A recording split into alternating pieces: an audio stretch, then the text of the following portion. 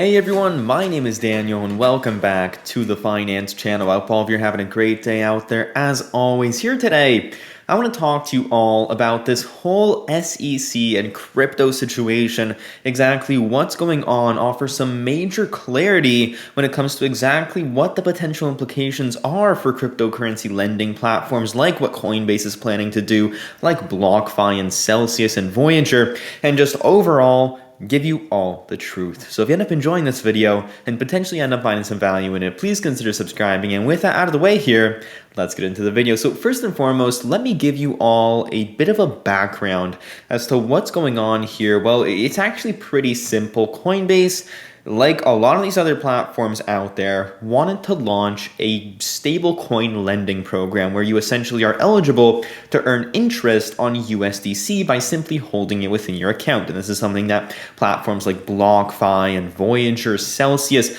many others also offer this program. Through lending, you're actually able to earn an interest or an interest rate on these stablecoins. And looking at Coinbase, this is something that they planned to release.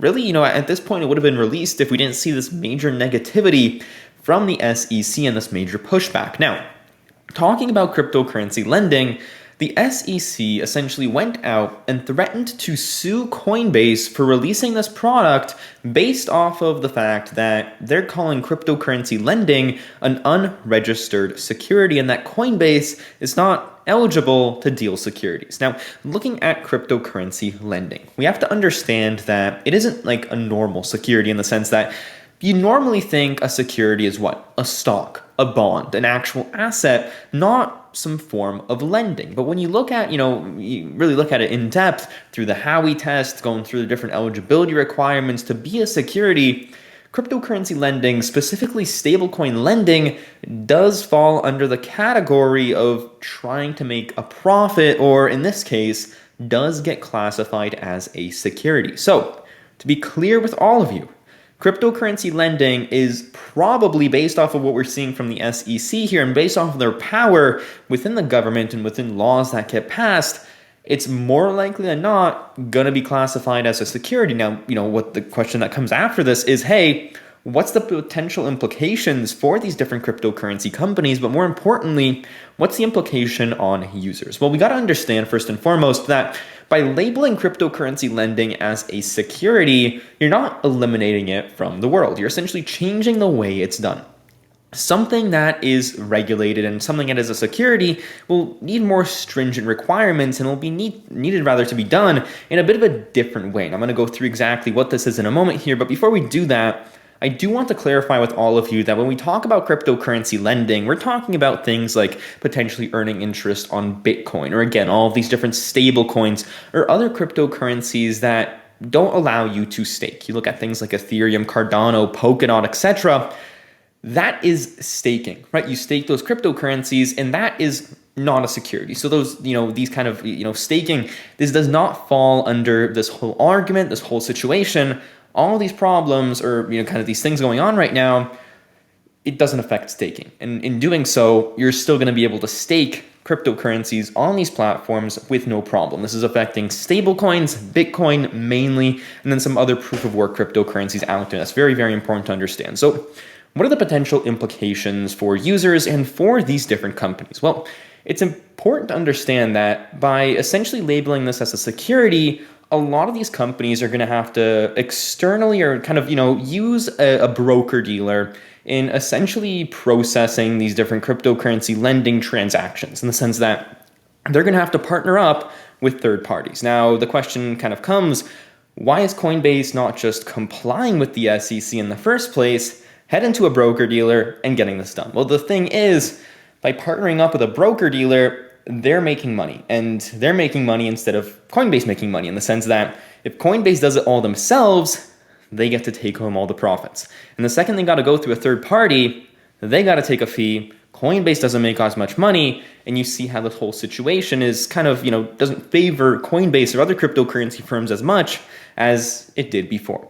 So when we look at the solution to this whole situation, it's very, very simple. And this is something that Steve Ehrlich, the CEO and co-founder of Voyager Digital, has kind of pointed out many times, is that, or not many times, but he's mentioned this in a couple of different interviews, saying that this doesn't impact Voyager as much as you may think, because worst comes to worst, cryptocurrency lending is still going to be a thing, just a little bit more regulated. It's going to have to be done in a little bit of a different way. And, it's really the back end that's changing, simply them having to go through a third party, a separate broker dealer, which Steve Ehrlich seemed very, very confident about. He's like, if they make us go through a broker dealer, so be it. I'll do it. That's essentially what he said, on DJ Crypto, is a good friend of mine. He was on his channel a couple of days ago talking about this, and it's really not that big of a deal. I do think that this has been very kind of overhyped in the sense that there's a lot of negativity and a very big lack of clarity on this, and the fact that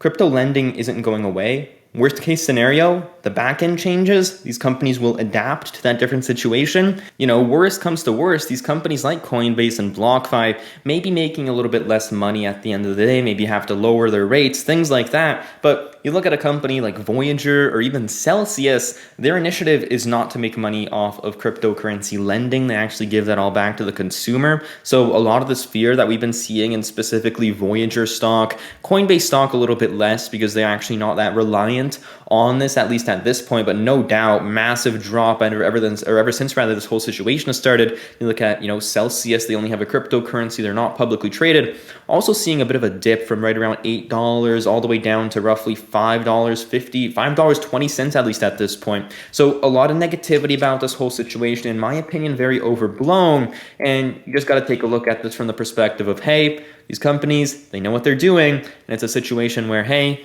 maybe they're going to have to change the things up a little bit, at least on the back end, but cryptocurrency is here to stay. It's not going away, and that's the major thing that we all have to understand. So anyways, let me know what your thoughts are on this whole situation in the comment section down below. I did really want to take some time to address this because there's been a lot of comments about this whole SEC situation, and there's just a lack of clarity out there, not just from the SEC, but just overall in the community as a whole, and a lot of confusion as well. And it's important to understand that as investors, we got to analyze the risk. We got to see that this is a kind of overextension in negativity on both the stock and token from this whole situation. I'm talking about mainly Voyager, as this is the company we talk about a lot on the channel, but also stocks like Coinbase and Celsius, stock Coinbase, crypto Celsius, which have also fallen under this negativity loop. And we're going to get some clarity over the long run. That's something that we all want from the SEC, because these companies can then adapt and change their business models in a way that will comply with these different things. Either way, nothing's changing. Just a bit of clarity needed from the SEC. Anyways, thank you all so much for watching this video. If you found some value in it, please let me know by hitting that subscribe button and hitting that like button. I will see you all in the next one. Bye-bye.